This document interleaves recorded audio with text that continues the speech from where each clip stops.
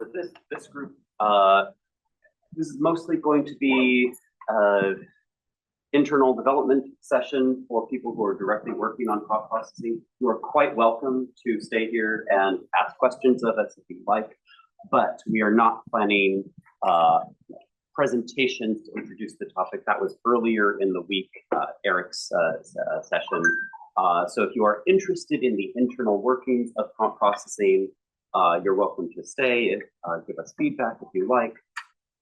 For the prompt processing team, I'd like to request that we consolidate at one or two close tables because we're going to be passing the microphone around in order to have our remote participants like Dan and Aaron be able to hear what we are saying. So if we could squeeze into tables that are within about arm's reach of each other, that would make things easier. Okay. As people are coming in, I'm just going to repeat the statement I gave just a bit ago, is that this session is focused on internal development of prompt processing, and so don't expect many presentations. That was earlier in the week. And if we could, you wouldn't mind just switching here. We're going to be passing the microphone around, so we want the team to be consolidated right here in the middle. Thank you. Okay, and everyone is welcome to listen in to give us feedback as you like, but this is not meant as a information sharing. It is for the team to work through a few issues that have come up this week and before, because we're actually in person together. So I'll try to remember to hand the microphone around. Could someone who is on Zoom speak up just so we can double check that we can hear you and you hear us? Testing, testing. Can you hear us? Yes, and clearly you heard me ask for that, so we're good. Okay, so we're talking to the team with a microphone, but I guess some of you are on Zoom. A few topics that we're going to cover today was Andy was going to give an update on Cassandra and our APDB.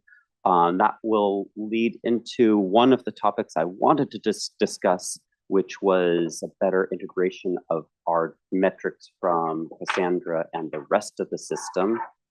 One of another topic that has come up, especially this week, is the TOO processing and how we handle what is looking increasingly likely, though, that decision hasn't been made, but I think we need to prepare for it, handling DCAM templates and how internally we are going to handle that if the decision is made that we will be using those. And beyond that, it looks as though, and Alan has joined us on Zoom. So I think that means that we actually might want to give a bit of a quick overview and introductions for Alan. Alan, putting you on the spot, but would you mind, are you in a position where you can say hello?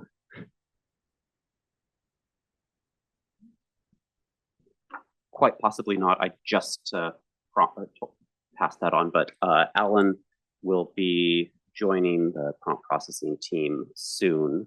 I'm not exactly sure of the exact start date here, but we'll be here this evening and tomorrow, I understand. Okay.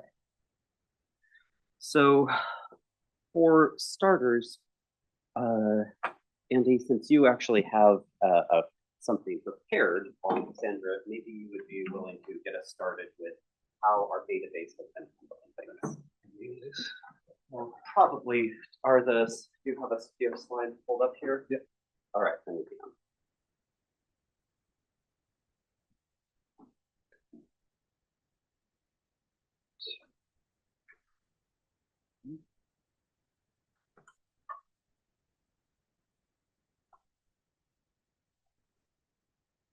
All right.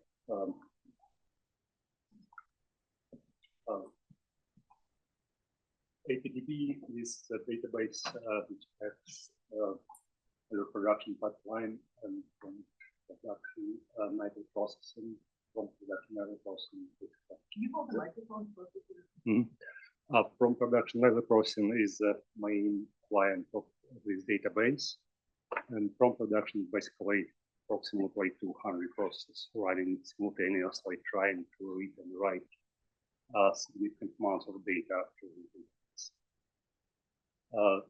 There are few typical queries that from production uses basically find the latest version of the objects and find 12 months of history of their sources and their port sources, and to store new records of the three types of data.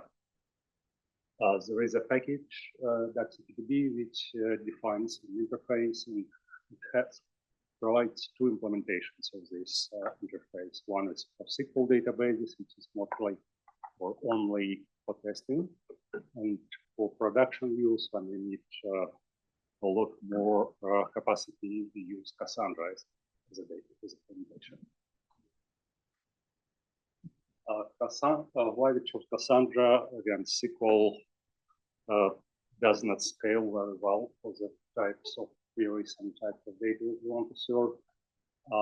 When we started this project, we discovered almost immediately that single server SQL database is not going to provide us fast responses necessary.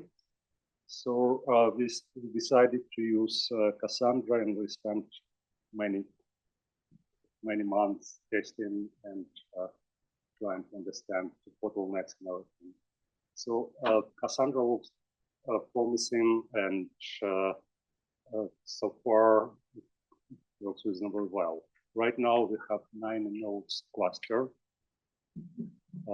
here at USDF, and this cluster can be expanded if necessary, and we also expect approximately every 2 years to rotate hardware. And these 3 years will come probably next year. They are already 3 years old, current hardware.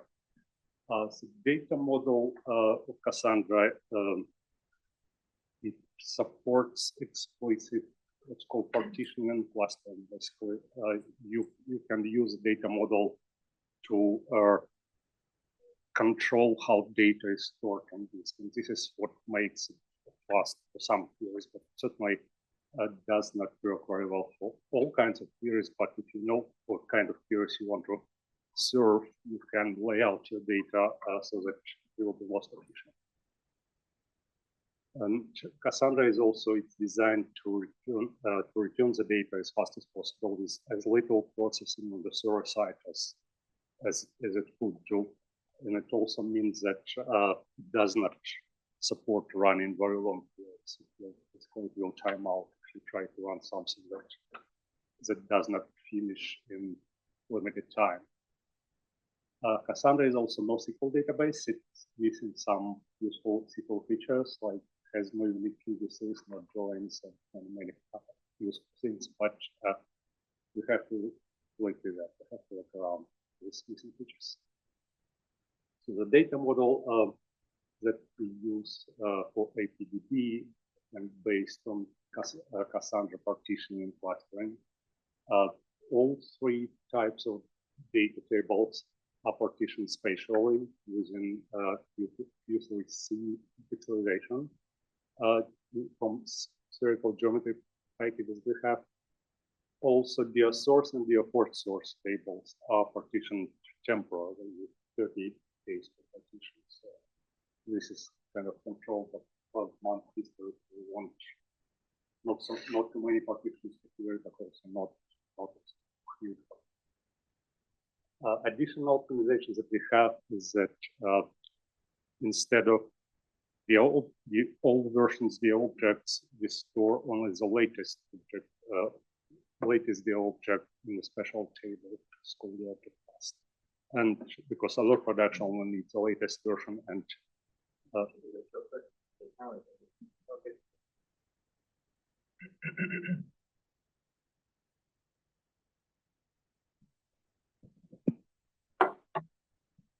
So Azure production only needs the latest version. That's why we decided to keep it separate, so it will be faster to query this smaller table with fewer columns. So prompt production is the main client of the APDB, but another significant client is PPDB.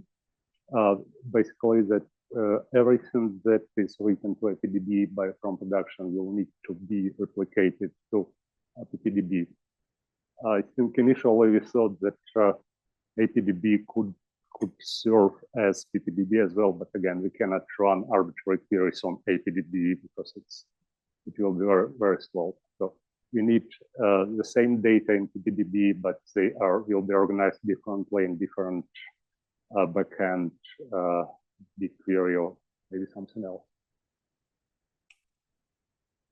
So and you cannot query the same regular tables for the recent data because these queries are not efficient, they will slow. So instead of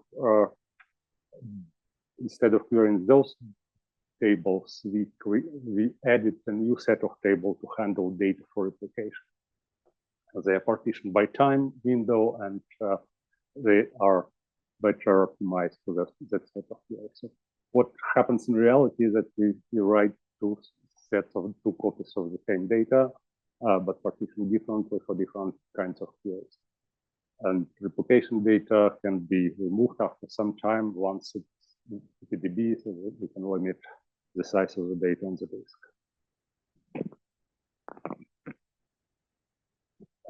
Our experience so far, it works reasonably well. We don't see performance issues. We don't see big troubles, but also we don't have so far big load on because we don't have templates. We don't generate too much data in from production, so the data volume is reasonably small and everything is fine. So the largest stress test was first alarms when we did deep drilling fields. And deep drilling fields basically in few nights generated approximately 1,000 visits. And 1,000 visits with regular cadence means approximately 10 years of data.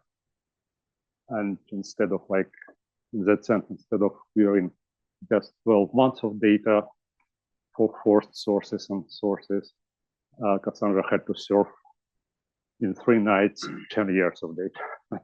And that created some issues. So if you see on this, on the top picture is the number of sources queried, returned by the queries for a single detector. So it reaches 1.5 million at some point, which is a very large number. And there were reasons for that, of course. The false positive rate was significantly higher than expected, and we generated too many forced sources. At one point, Cassandra started crashing, but then it recovered, and after that period finished of deep drilling fields, everything returned to normal, more or less. But this potential for the future deep drilling fields program. I think there are already some improvements implemented in NT, and there may be other improvements. Another interesting issue that I observed recently on the bottom plot, you can see connect time from production clients to the cluster. The bottom line is flat and approximately 250 milliseconds. It's 99% probably of all clients, but you also have some interesting structure which goes up to like 1 second and 2 seconds. I initially suspected there were some issues on the cluster side, and I spent some time profiling all of that, but then I figure out that the reason is not Cassandra, but it's a Python garbage collection beginning at random times, and it's spending a lot of time just trying to iterate through all Python objects. And we basically pipeline task are known to generate a huge numbers of small Python objects which garbage collection need to track. And another my concern is that 250 milliseconds is significant time. It can potentially grow if we start growing number of nodes in Cassandra cluster. I think it's irreducible. In a sense, we are using Cassandra in the wrong way. It certainly prefers that clients can stay connected for a very long time, but we cannot do it, of course, because our pipeline tasks live for a short time. Okay. So prompt production and replication is not the only activity that uses APDB. We also have deduplication. Prompt production finishes, then daily catch-up processing potentially. If something fails during the night, we also do backups and replication. I think we prefer that these activities don't overlap with each other, and I think that it's also better that they go in the same order as on the fly. But right now there is no coordination between the tasks. We are just doing that at some time periods and hope nothing overlaps. And so maybe we need to try to figure out some way to coordinate this and have some mechanism for avoiding conflicts between them. So the data size right now, LXSystem APDB instance has 75 gigabytes on disk. Cassandra replicates data so that if one of node dies, you have other replicas to use. So right now we have 3 replicas. Data is compressed on disk. Here is a number of rows in tables and types per table.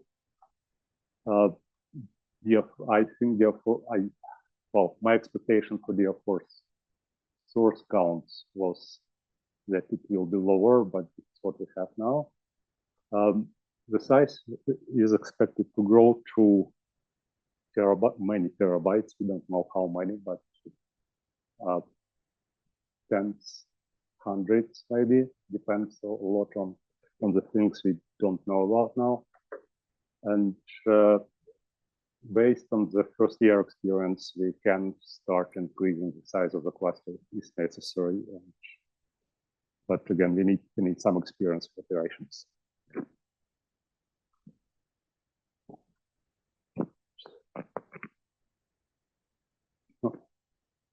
Okay, I don't know. It's like backups and deletions. We are doing daily backups of all the data. Right now, backups are stored at S3 storage only at USBF, but we also certainly need offsite copy of that, and we're working on making like mirroring of the S3 data to Google Cloud.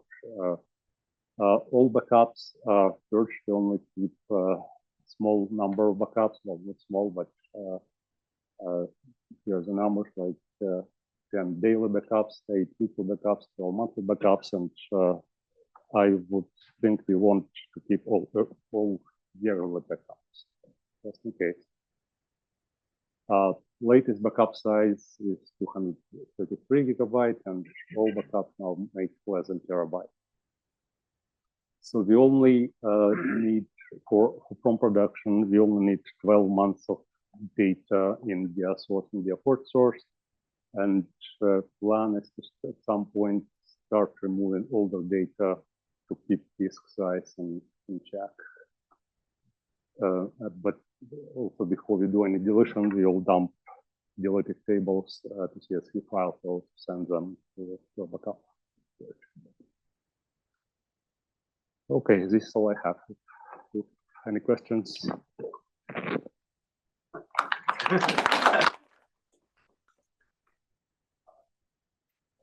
Yeah, thank you, Andy, for filling us in. I have a number of questions, but are there any other questions first?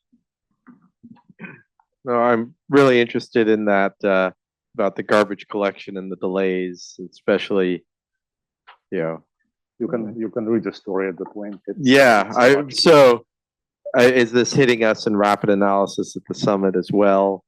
But one of the things that we're working on for rapid analysis, and I don't know if this will help that or anything, is moving to we're going to try a unitask. We call it the donut blitz. So instead of having pipeline tasks, which is more modular writing out, because at the summit, the write time especially is ungodly slow. I mean, it's a source of sometimes 30-second delays, which is terrible for us and for you as well. Embargo does have issues as well. And if we run one pipeline task and then it calls the subtask itself, so we are, kind of circumventing the way it's supposed to be done. But then everything can go right away and only, put out the outputs that we want. I don't know if that would help. I don't know if it would help the millions of objects, anything. One thought that we had is that we can actually disable garbage collection completely from production tasks. They are very short-lived, and it may be beneficial just to.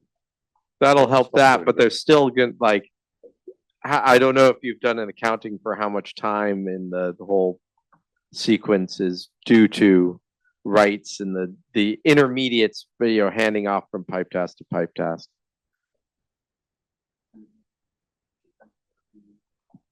I think Christoph had looked at that. I guess you should use that. I was saying, I think Christoph had looked at that, but I was asking Xinfang. No recollection of that. Yes, it's yeah. One of the frustrating things is that our middleware doesn't currently log this, and so it looks like the task took this long.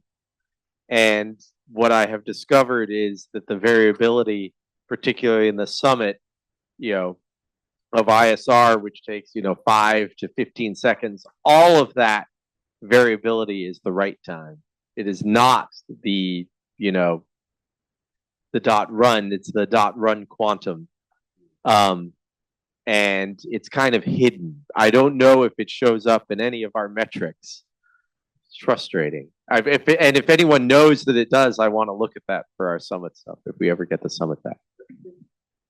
Question for clarifying. So you say the right time at the summit is to write to the SAP on the summit. S3.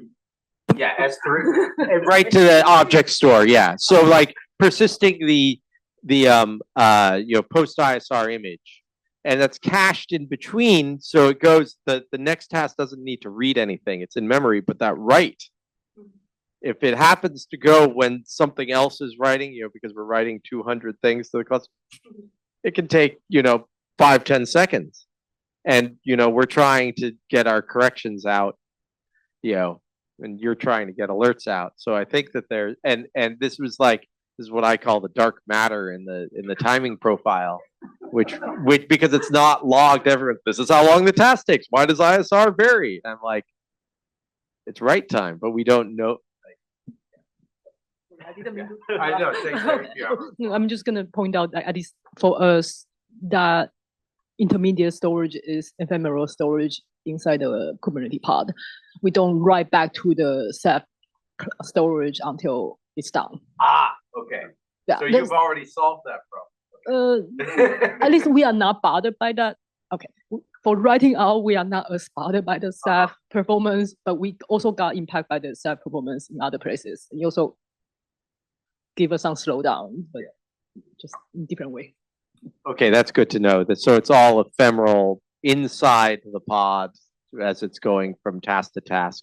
I still would be curious if there's any slowdowns even in the handoff, just middleware overhead kind of things. But it sounds like it shouldn't be a problem for you.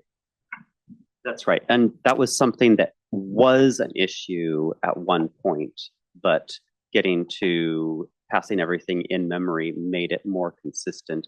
We still can be hit with the writing back to the central repo, but that's after alerts have gone out. And as long as we're not saturating the cores we have available to us, we don't care as much at that point.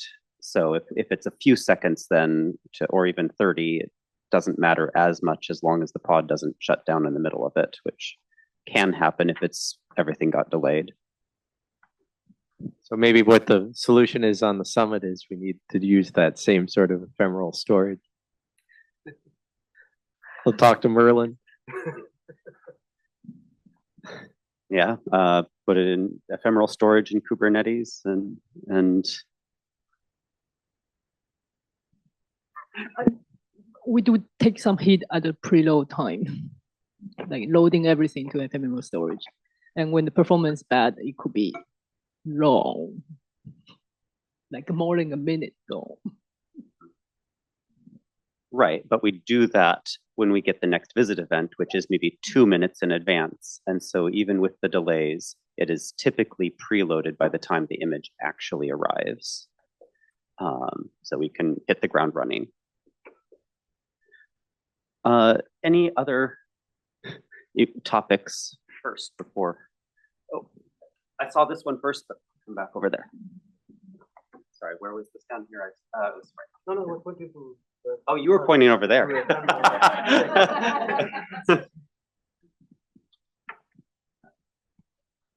Hey, Andy. Cool talk. I wanted to just let you know that the USDF team, so me and Adi Tanikanti specifically, are looking at a lot of monitoring tools and like a daytime checkout sort of workflow for USDF infrastructure. And Cassandra is one of the things that we are checking. And so if you would want to set aside time to talk about, well, this is what I would check to make sure that this was working before observing, that would be wonderfully helpful for us. There is a dashboard already in Grafana for Cassandra, and it has few alerts, which alert me right now, which sends something to Slack as well. You can talk. Yeah, I've seen the Grafana and we use it, but I'd love to talk to you about which are most important and the ones you check in what order and such. Okay.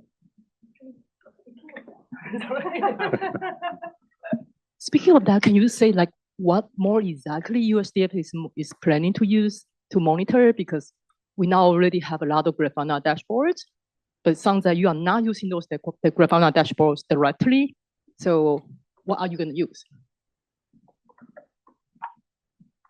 Yeah, so there is a Jira Epic in progress under AP-Mon. The idea was a tool that essentially makes a whole batch of queries to Grafana, InfluxDB, and Kubernetes API calls at the right time, like just before observing, so that we can basically quickly check all systems. And the idea is to essentially make like a report as to whether we can observe or not. I've been working closely with Adi on this, and so it's its own like Python tool. And we hope to hook it up to an MCP to be able to better triage issues and get things to people in the middle of the night that need to be fixed. So is it going to be the same data source what we are monitoring in the dashboard? So just the same data collected and sent to NCP. So then all the existing Grafana dashboard should already be usable because it has all the queries and you are using the same data source. You just channel data somewhere else. Yes, so it's there. Yeah, so to be specific, pretty much all of these metrics are there, but there are about 150 of them. And so deciding which ones to check in what order, which ones to care about more over many, many systems, any help is appreciated.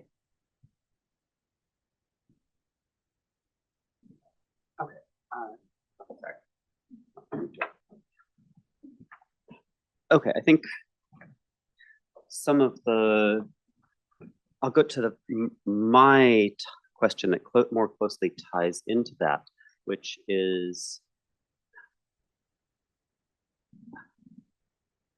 the incorporating the metrics that you're getting from Cassandra into the dashboards that the rest of the prompt processing team is regularly using. I have to admit that I have a hard time interpreting what is a problem on the current Cassandra dashboards. There's information there, and sometimes it looks alarming, but it's not. And I'm not quite sure, other than waiting for you to say something is a problem, or for us to notice performance issues during prompt processing. I'm not quite sure what to turn to or what I should be watching. Well, again, there is when the situation is alarming, the alarm is supposed to go off, and if you don't see alarms there, then everything should be fine. Also, there is a Slack channel where this alert is sent, so you can subscribe there and see them. Oh, what is the Slack channel? I actually didn't know. APDB alerts. Okay. Try to search it. I will search for it. Probably not right this second, but yeah. Okay. I should be on that channel. Thank you.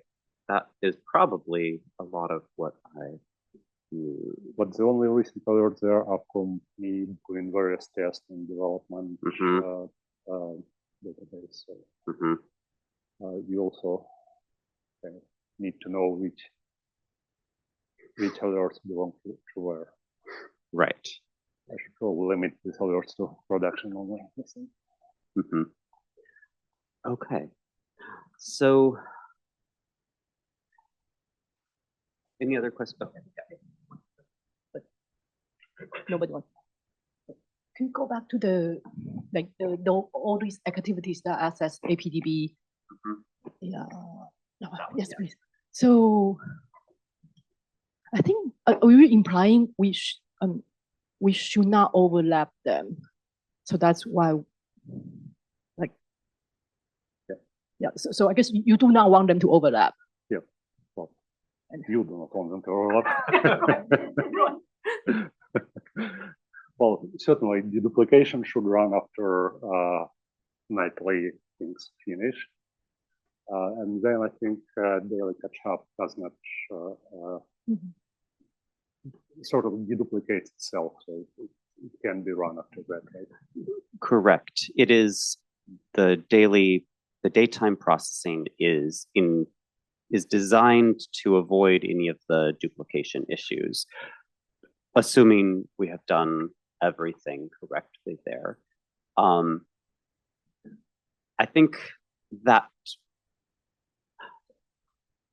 leads into another question that I had, which was I wanted you to tell us a little bit about withdrawing records, and that we had the spurious detections and force sources from right before first alerts when we were doing the testing, and those we did drop those force sources at that point, right? What is the actual process for doing that? I know my process is I ask you, but I'm not quite clear what you actually do during that process. Well, that process was manual. Yes. I just removed everything from tables. Yeah. There's no standard interface for that. We are not supposed to remove anything at all. Right. So if you want to do it again, just ask me again. But I hope we will never just drop all data because what we are writing now is important. Right. So the leading part of this question is there was the JIRA ticket recently and the discussion of the duplicated DIA source IDs that was also noticed by the brokers, and where we tracked that down to a misconfiguration of 1 day of the daytime pipeline that reprocessed everything that had been done in prompt processing. And so we, including writing to the APDB. Now we have ways of, I have, that shouldn't happen by the time we're back on Sky again, but those were all duplicates, and that's potentially a problem for the PPDB. And I'm curious if you have thoughts of how we might address those duplicates. Well, I'm working on that right now. Yeah. So I have identified those duplicates. There are like 500,000 of them. But I think the situation is, it's not just limited to duplicates themselves. I think because we process the data and we wrote another copy of it, we probably want to remove all sources and port sources generated by this reprocessing, not just duplicated, because Yes. it could have generated the source which didn't exist originally. And I also saw the situation when the same the object ID, the duplicate the object ID actually belong to two different positions. Mm-hmm. So that, again, we have to remove not just duplicates, but we have to remove everything that has been processed. Right. Part of the way that it got to that state is that we cache the preloaded catalogs, and those were, I believe, those were still there, and so the association used the preloaded catalogs that were cached, I think. No. I think we're mixing two Okay. things. But so what you say is true. We store the version of, we store what we did the preload in real time in Butter as a Butter data set. And when the daytime do the processing, if those already exist, they don't do the APDB load again. But most in the future we need to. Yeah, right. So we need a ticket to not do that. So most of them were fine.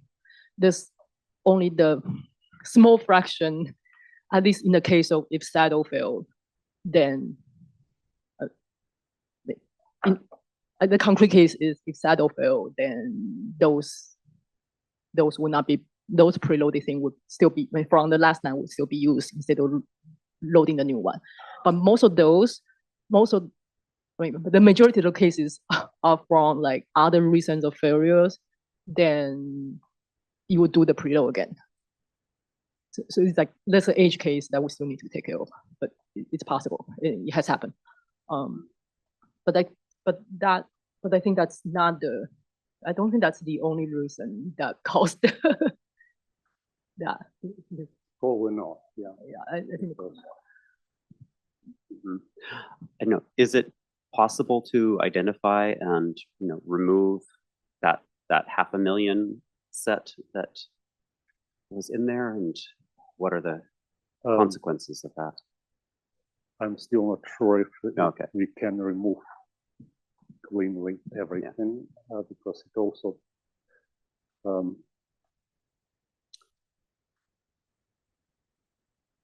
duplicates basically overwrite each other. If there's the regular tables in the object, and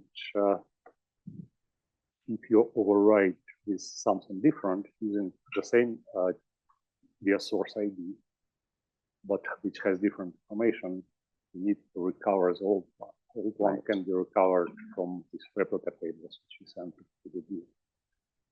I need basically I need to write kind of complicated script to identify everything that we need to remove, to replace, to find good data and put it back. So this is certainly it does not exist yet, and it's kind of one-off procedure that we're going to do right now. I hope we will never do it again. But something similar might happen in the future, because again, we don't have enough protection, and maybe we need to think about how to protect ourselves against this double processing. I am going to, after this meeting, I will prioritize the various pipeline checks that should prevent this from happening again, unless it happens in a totally new way. Right. Does reprocessing happen because you don't have catalogs in the Butler? What triggers processing? Basically, the question. Why? Daytime. Yeah, daytime. Is Homer here? Okay. What triggers it? I think the daytime would just have been not mature yet. So all the quantum graph generation this year sometimes were not generated correctly. Actually, only until very recently we still are correcting how the graph was generated. So there were definitely bugs in the past rounds in all different ways. Okay. But like, so it's driven completely by quantum graph. Whatever quantum graph finds in Butler or does not find in Butler, it tries to. So that was the last bug. Seems to be the middleware skip existing in didn't really check what the campaign runner thought it was checking, and then you actually had more content there than there. So that, but I think there's at least definitely one ticket that we're putting some checks to. Actually, you mentioned your idea. Right. So one of the issues was those cached preloaded data sets and the mechanism where they made it into association, and therefore the existing checks that look for this type of database error didn't fire because we were comparing to out-of-date state of the database. One, making sure that the daytime pipeline never uses the cached preloaded catalogs, even if they exist, is one priority. And always computes that from the current state of the database. And then it can work on the association doing a few more checks there on what it has preloaded to make sure that it fails early and hard if there is anything that might conflict. Sandy, I guess I could use more examples from you where those happen. So I guess I'll just follow the ticket. Oh, that ticket is my example. Yeah, there is some information on the ticket. While I think there may be inconsistency between Butler and APDB in the sense that if you first write data to APDB and then the task crashes for some reason, and you don't write output to Butler. It means there is nothing in Butler, and Quantum Graph will happily tell you that, okay, you have to rerun this, but the data is already in a PDB.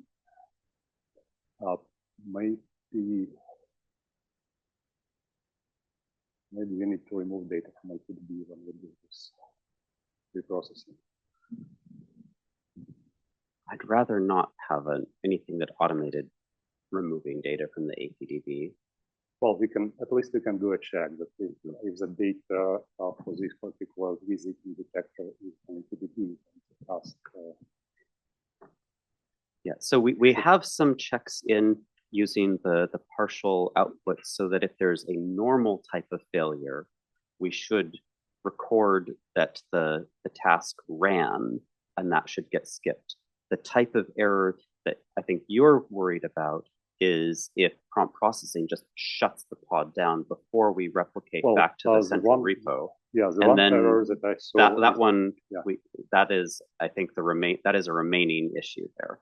The one error, the one error that I saw was after writing to APDB, the task tried to create alert packet, and there was error schema mismatch or something, and it just crashed. Yeah, it's not because the task was filled, but exception between writing to APDB and Right. That particular case should be caught now with the partial outputs. That didn't used to be in place. So I think I will double check that is handled in the pipeline. If that type of pipeline error, we should be able to catch. And if we're not catching it now, we're capable of catching it, and so we should. So it's the uncatchable errors that I'm worried about. As far as I remember from the middleware interface side, we are differentiating between retriable variables and non-retriable variables. But when daytime does it, it doesn't care. Yeah. So we had to hook it out somehow. Yeah.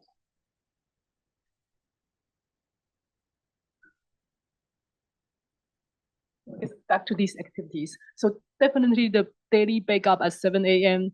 conflicts with those activities. I mean, the second one, sorry.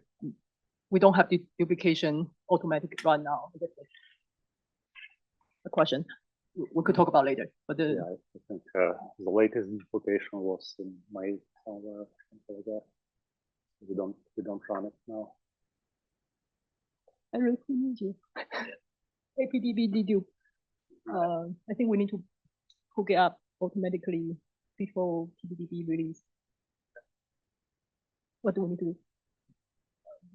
I think there was some, Ian and I identified some scope to make sure that we get that we're just deduplicating the correct records, because there's a little bit of tension with the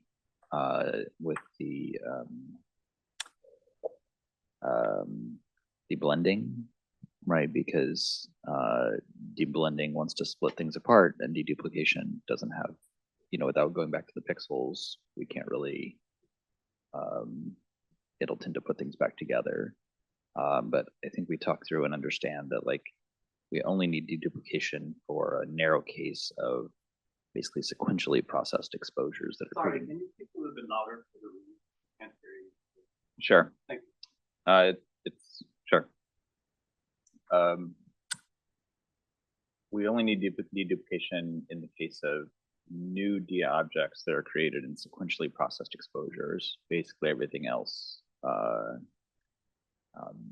you want to keep the history as this. So I don't think the logic currently tests that. So. I think it's more work on the pipeline side, but then also, yeah. So we need to wait for that.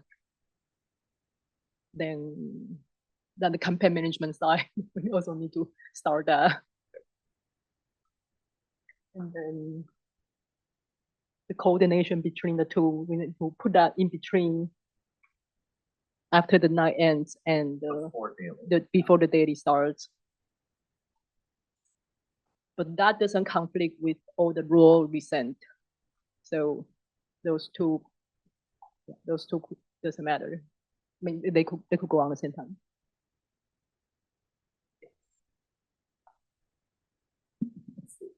I had one more topic I wanted to go on the APDB, and then we should talk about TOO and templates. So we've been adding data to the current APDB since last September, which means we're coming close to that 12-month history. as I recall, the plan was that the APDB would be partitioned at about 30-day periods, and that the easy way was to simply drop one of those partitions. Is that still the case? Yeah. Okay. So basically, we create a new table for sources and their sources for every 30 days. Right now, they create up to a few months ahead. We will extend it. So we can start dropping them after 12 months, but I would think that we should keep some a bit longer just in case. See it. What about, do we change anything with the DIA objects? If a DIA object has all of its DIA sources and DIA4 sources dropped, and it wasn't observed again in the past year, does that get dropped as well, or is that still there with no associated sources? Well, you don't do anything to the objects. We just keep them forever. But at some point, we should talk about getting rid of this large DIA object table, because we only care about the object class. We are writing the object, but this is more, well, we are writing the objects for PPDB, and we are writing the object table its full size. Yes. But it takes resources. In Cassandra, it would be better not to write this large table, just stick with the object class.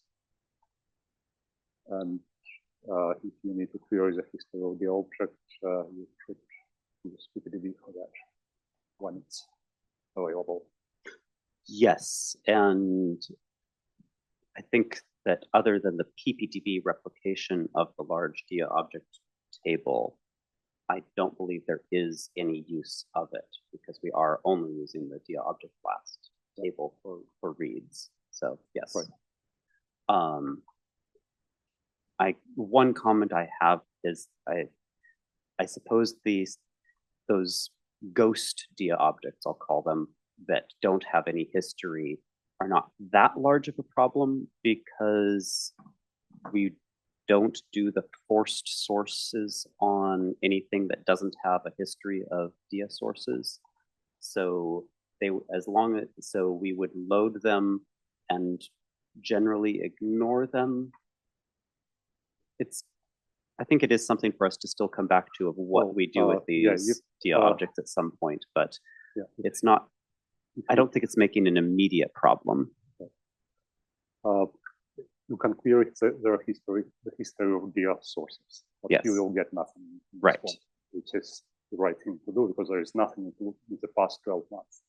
So this works as expected. Right. No, that's exactly as expected.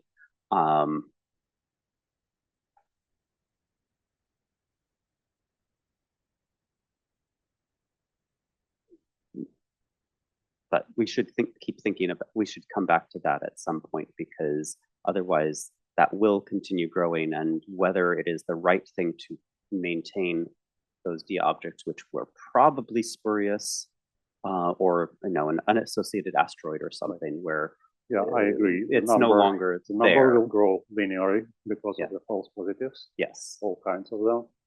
And eventually, I don't know, again, projections for 10 years ahead, it's very hard to do right now, but I expect that it will grow and will become large, and to think about what we can do about that. Any other questions on databases before we move on to other topics?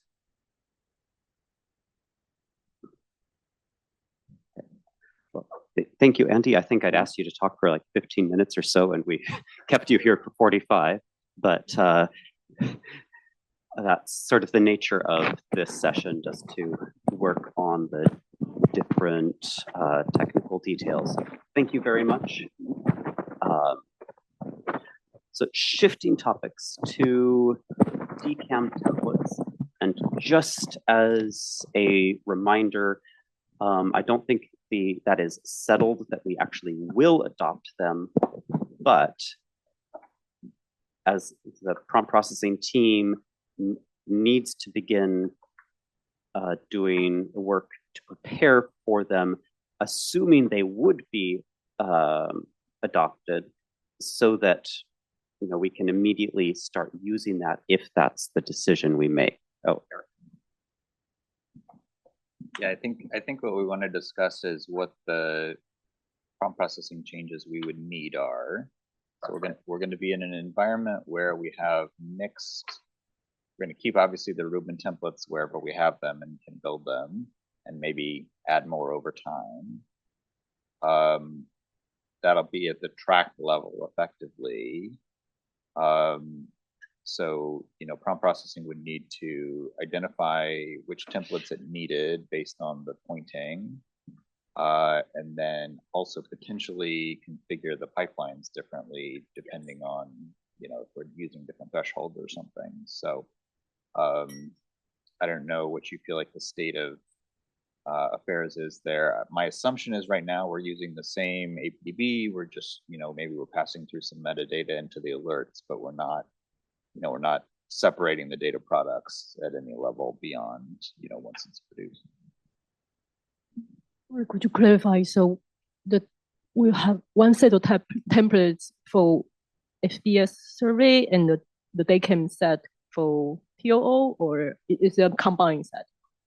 My assumption is that we are deploying, if we deploy DayCam templates to prompt processing, we use them everywhere for FBS, because then you have the history, you get all the benefits of the alerts. So we wouldn't trigger them based just on specific science programs. So the design I have in mind, which is not a fully formed design, and that's part of what I wanted to discuss here, would be that we would keep the Rubin templates and the DCAM templates totally separate, different collections, and it would be acceptable for them to cover the same area. Because we're expecting the Rubin templates to build over time. So what I had in mind was that prompt processing, when we get our next visit event, would check whether we have Rubin templates in the area first. If it doesn't, it would check if there are DCAM templates in that area. And if not, then it does the fallback of no templates. But if it did get to the point of finding and using DCAM templates, then we would launch an alternate pipeline that would be configured to use those. We would need to include a column, I think, in the schema to indicate which template was being used here, at the very least Rubin or DCAM, if not something a little more specific than that, which might be beneficial for incremental templates as well. I think we want to think about exactly how we want to designate that. And that way we would have the DCAM templates deployed, but as we filled in Rubin templates, I think we would always want to switch to Rubin templates if they were available. So that's the general idea. And I would love your feedback because there's a lot of implementation work that's needed. I'm so confused because I feel like you two are saying two different things, because this is a mix. So you are saying a mix, the two sets of templates mix, both are used. And you are saying we choose one, only the DCAM, not Rubin. No? I agree with you. Oh, so okay, so we do one, the tier 1, tier 2 pick. Yes, now, so some of this infrastructure exists. I worked on that some with Christoph, but again, we have never used that. And so that's what I wanted to discuss here, because I don't know, are you at all familiar with the pipeline switching that Christoph had built in? This was originally intended for crowded field processing, and then ended up not being necessary because of adaptive thresholds. Essentially, the pipelines could just handle it. But the infrastructure should be there. But that's based on the coordinates. That one, yes. So that switching was based on the coordinates, and it would have to be adapted to work on whether, whether we successfully loaded templates or not. It would, right now we try to load templates. If we don't, we fall back on a different pipeline. There would be then an additional check at that point of now try to load the DCAM templates. And if so, launch this alternate pipeline again that would, at the very least, probably set different detection thresholds, if not a few other small parameters. We certainly need to have the capability of configuring the pipelines differently if we are using DCAM templates. And the TOO group is very interested in having this happen automatically, but they also know that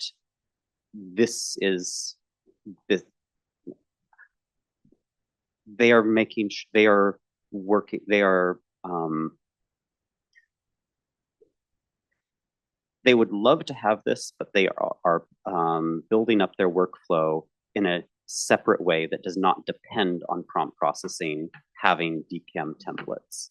So there is a incentive to have this fall, but there is not a requirement that we have that anytime soon. If we have the DCAM templates, though, then that immediately allows us to have alerts in a lot more of wide, fast, deep field. Because that made me feel like it immediately roll out using how Butler find first feature. Because for Butler, it's easy to just chain the collections together and find the first one that's available, and we could know which one we end up having. But if we want to use that to go back and then pick the different pipeline, not sure how that sounds very hacky. But if we have them clearly in two different collections, two different chains, then yeah, we add an extra feature in prompt processing, just like how we switch from AP pipe to single friend. Then that sounds more doable. That's what I imagined we would end up with. I'm very happy to explore other versions, but that was what seemed doable to me. And so we would want we would want another YAML that's just the AP pipe with DCAM templates or whatever. That's all very easy. It's the prompt processing side and how we juggle those collections, how we handle the outputs. For example, I'm thinking that this would all go to the same, whether it was DCAM or Rubin templates, it would all go to the same collection, like the same output collection like we're using now. It doesn't have to. Depends on how we implement it. It doesn't have to. Well, okay, that's a broader question, and maybe this is more of an Eric question of, is it desirable for the outputs that used DCAM templates to go to a separate collection from outputs that used Rubin templates? That is an excellent question. I think if we are sharing the APDB, then separating the Butler products is a little harder to justify. Maybe sharing the APDB is the wrong answer, but I don't know. There's subtleties on both sides, and I'm not sure what the right trade-offs are. But you don't mind if they are in different Butler run collections, right?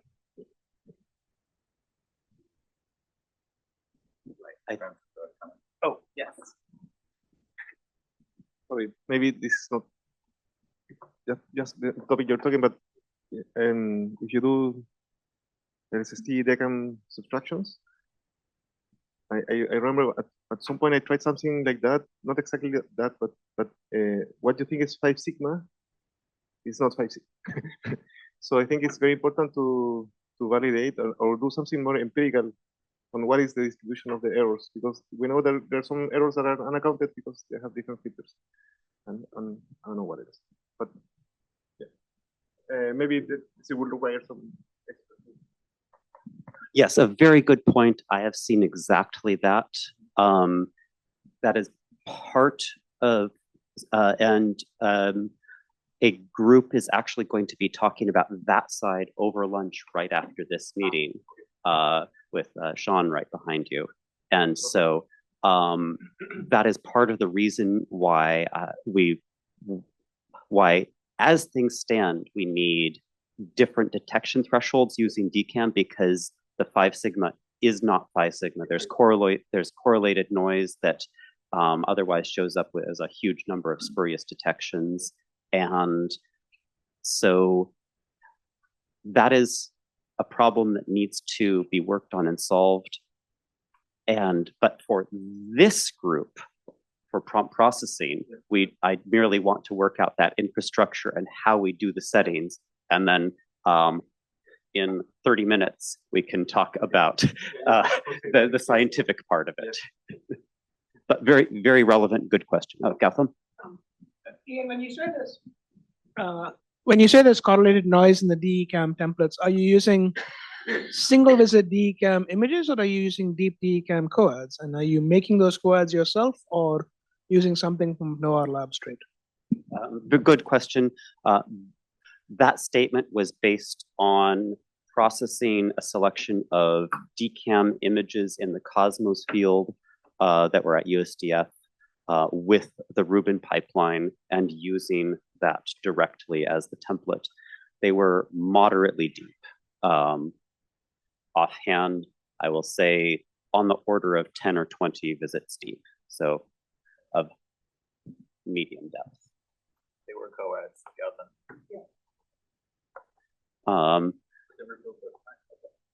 Yes, they were built with the Rubin science pipelines. I ran it. No, but the co-eds on that test were the previous ones. Did we also pre-process? Yeah, sorry.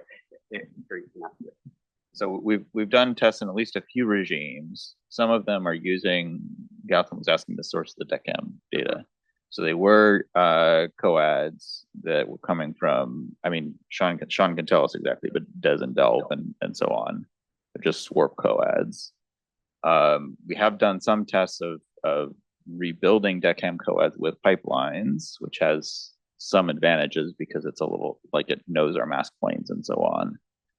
But we're a little wary of trying to reprocess the whole archive, obviously. Yeah. My specific comment about the correlated noise was from my experience of building coads myself with Rubin pipelines. So that is not a comment on what the DCAM templates from other pipelines would look like, but we do see the same. We do see the same in coad processing or in the TOO processing. It's not that different. I was just saying, also in other typically more severe artifacts. So if there is better, it sounds like better performance with building right from the science pipeline. So I think that might be the better way to go. Yeah, I'm not sure there has been a direct large-scale comparison of the two. Mine was fairly small scale because I just wanted a proof of concept. Okay, very, Shreya.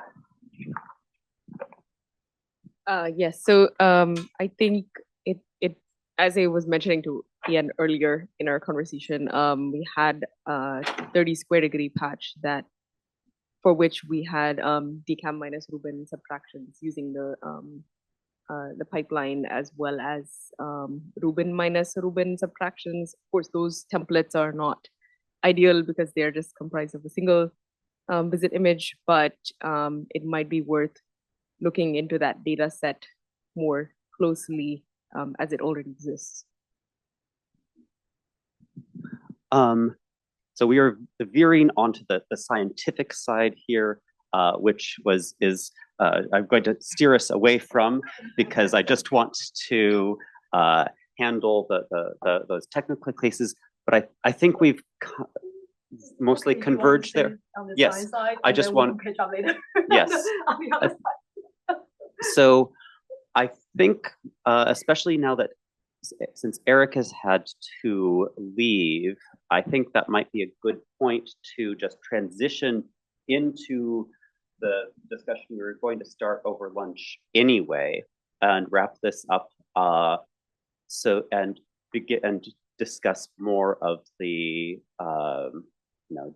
DCAM template generation and the implications of using that. But before that, are there any questions about prompt processing from anyone here that we would like to have discussed?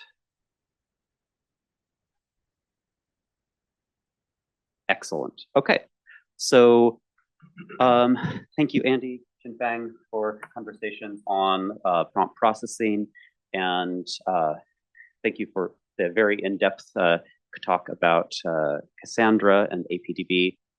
I think at this point, if you are not interested in DCAM templates, that's what we're going to be talking about here. I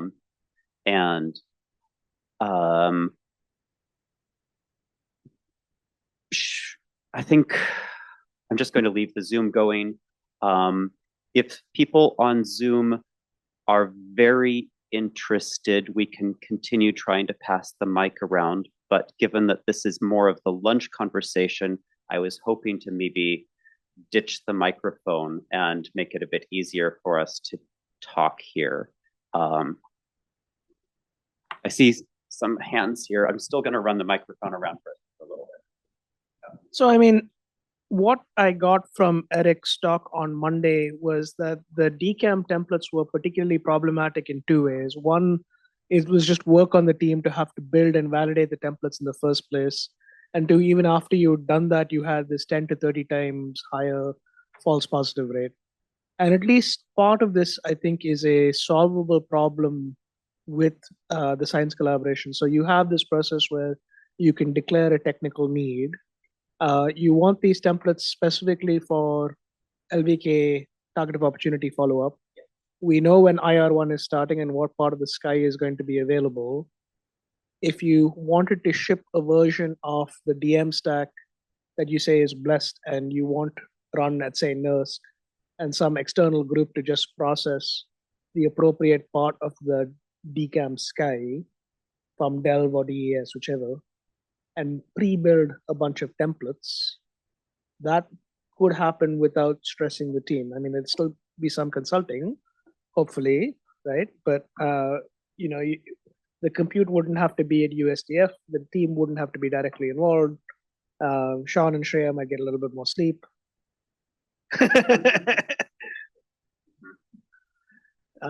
And I think what you were saying in the earlier session about potentially being able to run two different versions of the pipeline, I think you mentioned Christoph had done this in the past, also seems worthwhile investigating to me, because I've been really surprised by this 10 to 30 times higher false positive rates, and that's not what we are seeing with DP1. Now, I understand that's ComCam in much smaller area, but the subtractions look pretty darn clean with DCAM, and this for DP1 minus DCAM, and I can show you an overlay for the whole bunch of light curves. That's a slide. That's a slide. Mm-hmm. Well, I think that's where how we specifically configure the pipeline comes in. That 10 to 30 is if we just take the detection thresholds as currently configured and applied to these templates.